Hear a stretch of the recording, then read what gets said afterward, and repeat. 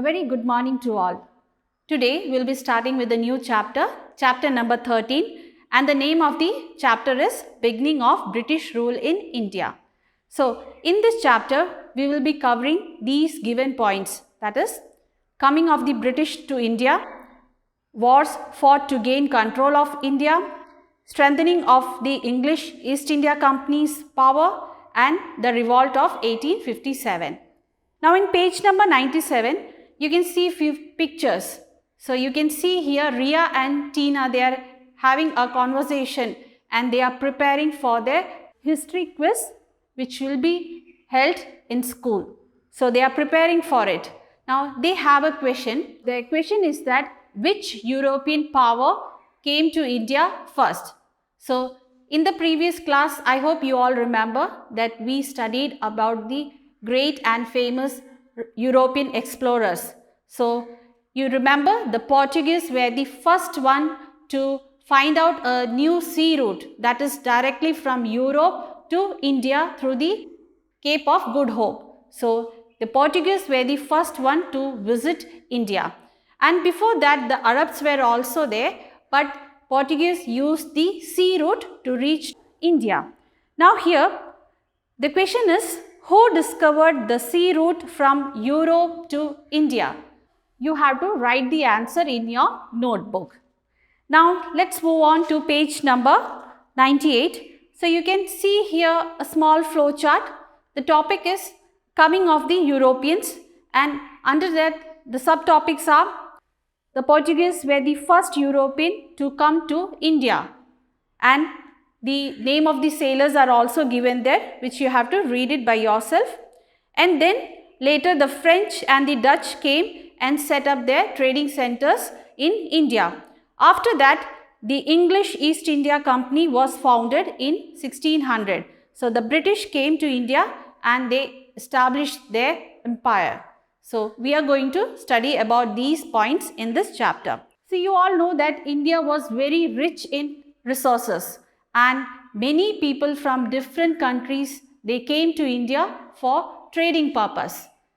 The same thing which we learnt in the previous class, the Portuguese were the first one to come to India through the sea route. That is, they directly travel from Europe to India through the Cape of Good Hope. So, do you remember who was that sailor who directly reached India from Europe? The Portuguese sailor's name is Vasco da Gama. So, you can see here the picture of Vasco da Gama. So, the Portuguese were the first one to reach India through the sea route, and they set up many factories. They set up factories in Cochin. Now it is known as Kochi, and they also set up factories in Goa. And here what they did was they bought cotton, spices and other materials at low price, and they sold these materials in the European markets at higher price, and they made huge profits. So after the coming of the Portuguese, it was followed by the Dutch people of Holland, French people from France and British people from Britain. So they also sailed to India for trading purpose. Now let's talk about the English East India Company. So the coming of the British established English East India Company in the year 1600. This English East India Company was first known as the Company of Merchants of London, trading with the East Indies. Later on, it was named as English East India Company. So it was established by the British in the year 1600 under the authority of Queen Elizabeth I. So she was the Queen of Britain at that time. Now here they set up many factories and they conducted this trading with the Indian rulers. In the year 1615, the Mughal Emperor Jahangir allowed the English East India Company to set up their first factory in Surat. Now Surat is located in Gujarat state. So Mughal Emperor Jahangir gave permission to the East India Company to set up their first factory in Surat, and this allowed English East India Company to carry out their trading within the Mughal territories. So by 1623, the British had set up many factories in Surat, Bharuch, Ahmedabad and Agra. And they also started to fortify their centers and factories. So here fortify means they started to build strong buildings, walls and strong ditches to protect themselves from the enemies. And they also started to prepare themselves for the war because their intention was to conquer the lands of our country. So they started to fortify their British settlements. So here you can see some of the forts like Fort William in Calcutta, now it is known as Kolkata, and Fort St. George in Madras, now we say Chennai, and a fort at Bombay, now we say Mumbai. So the Britishers started to fortify their settlements to conquer more lands in India. So after setting up the factories, their next aim was to take control over full trading in India. So they understood that this can be done only by conquering more parts of our country. And they also saw that there was no unity among the Indian rulers. So the Britishers took advantage of this situation and they fought many wars. Some wars they fought with other European rivals like French, Dutch, Portuguese trading companies, and some wars they fought against the rulers of small kingdoms of India. So after conquering these lands, the British people started exploiting the people, the landlords and the farmers of that area. So here they were forced, the local farmers were forced to pay high tax. So the farmers were made to pay high tax even when there was flood and drought. And they were also forced to grow crops like cotton, spices, indigo and many other crops. So what they did was they bought these things at low price and they sold these things in other European markets at higher price and they made huge profit. They also exploited the handloom weavers. The cheap machine-made dress were imported to India and they were sold in the Indian market. So this way the handloom industry of India suffered a lot and the Indian weavers had no work and no earning. So like this, the British strengthened their power over India. Now their main aim was to conquer more lands. So for this they fought many wars. So now we will be discussing about the wars.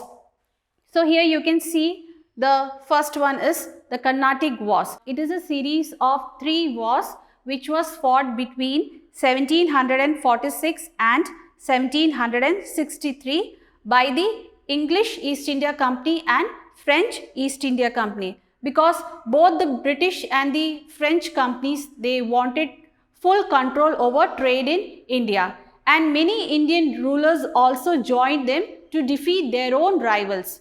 So at last the battle was fought and the British defeated the French companies. So this war was the Carnatic Wars. Now let's talk about the wars, that is battles over Bengal.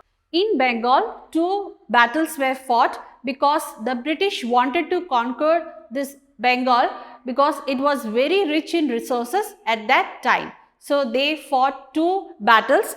The first one is the Battle of Plassey. The English East India Company felt that large fee was demanded by the Nawabs and the local rulers to do trade in India.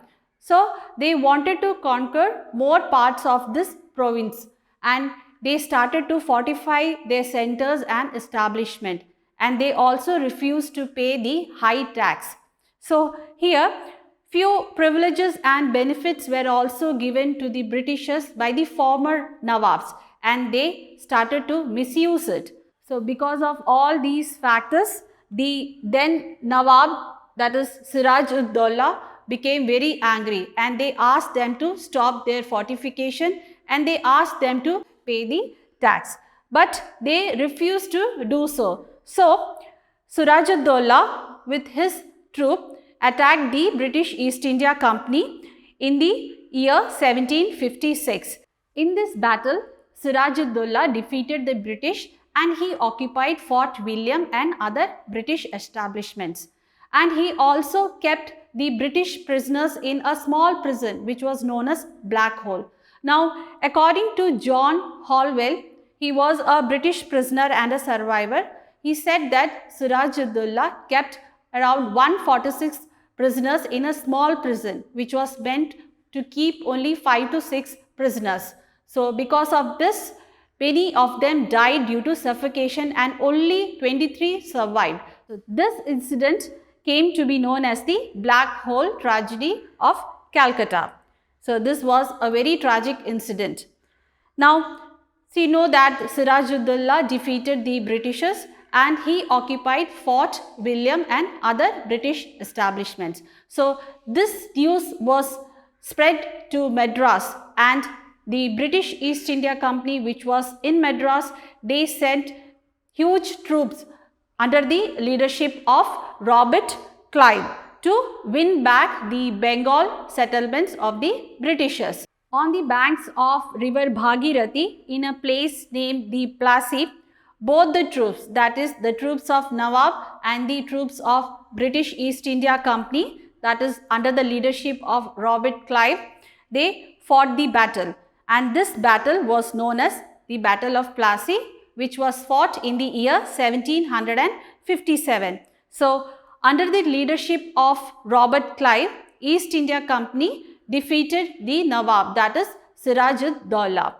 The main reason for the defeat of Siraj-ud-Dowla was that one of his commander, and his name was Mir Jafar, betrayed him, because Robert Clive had promised Mir Jafar that if he would support the English East India Company in this battle, then he would be made the Nawab of Bengal. So, because of this reason, Mir Jafar betrayed his Nawab, that is Siraj-ud-Dowla.